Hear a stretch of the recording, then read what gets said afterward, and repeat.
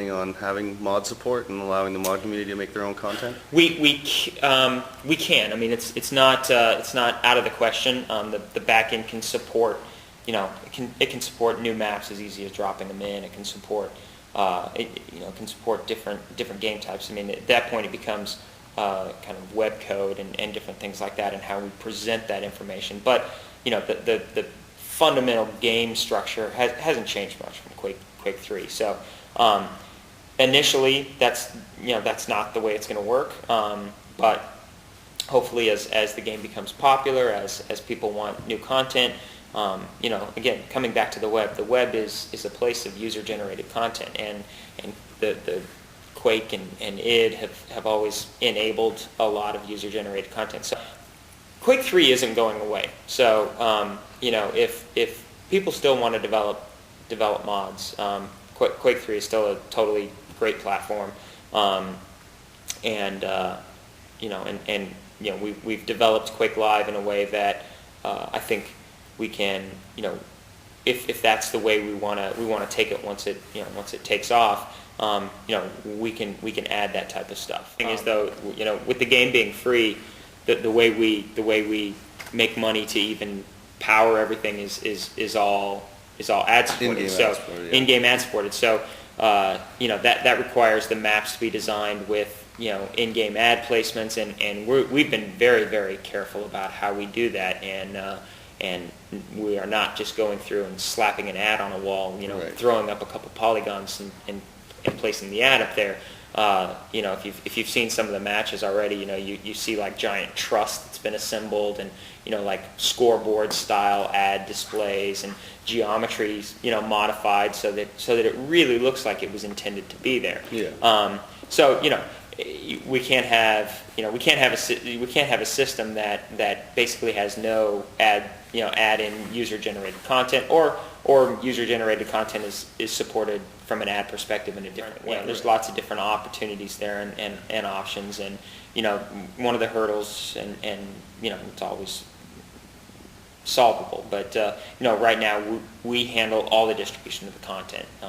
You can't just run your server with your own map, and you kind of you make certain sacrifices when you go to complete accessibility, and some of that is openness and the ability to modify at will. So again, it becomes a balance. How do you make sure that the game continues to be accessible and easy to play for millions of people, but at the same time allow a small group of people, but an important group of people to kind of continue to help you build that community. It's just a constant decision process, and it's just something we're going to continue to do over the months and hopefully years of the project. We'll hopefully be able to keep a team on the project that's actively developing it, actively generating our own new content, and then working with communities on different ways to support the game. Do you think you guys would see the potential of allowing the Rocket Arena team to develop like RocketArenaLive.com, say, and have their mod run in their own browser-based Yeah, I don't know. I mean, we haven't had any. The goal of the project has never been to be like the next Steam. I mean, we're not trying to create a distribution platform for anybody. Yeah, I mean, even any Quake 3 engine development. There's tons of companies out there now that have made a Quake 3 engine based game. So the goal is not to become the next kind of portal or clearinghouse for Quake 3 technology games or Quake 3 mods. I think if you do see us incorporate mods, it will either be more directly into QuakeLive through some kind of partnership with the mod team, or the incorporation of that mod into game types that are QuakeLive game types, or become QuakeLive game types, again through kind of cooperation with the mod team. I would say that's probably a more likely scenario for things to go. And again, I mean, if Quake 3 isn't going away, it's QuakeLive is a bit different, but Quake 3 is still out there, and if somebody, if QuakeLive really takes off, I would imagine that at the same time, mod teams can still be working within that within the Quake 3 SDK, or even a new mod team coming together and saying, we really want to do a cool mod for QuakeLive. Here's Quake 3 sitting right there. Let's do it. Let's kind of prove ourselves on this because it really is the same technology.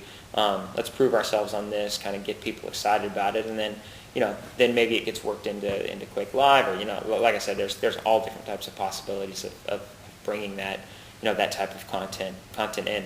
Maps are a bit easier, I think. Arenas, new arenas are from a technology perspective, they're a drop in on our side, and it basically gets pushed to all the users as they log in. So map content is really no issue, and again, it just becomes like, how do we one, support all that from a advertising and monetization perspective, paying for the back end, the bandwidth, and all that kind of stuff, the development resources, but also, like, what cool things can we do to really kind of change the way that user-generated content is handled, because we're on the web.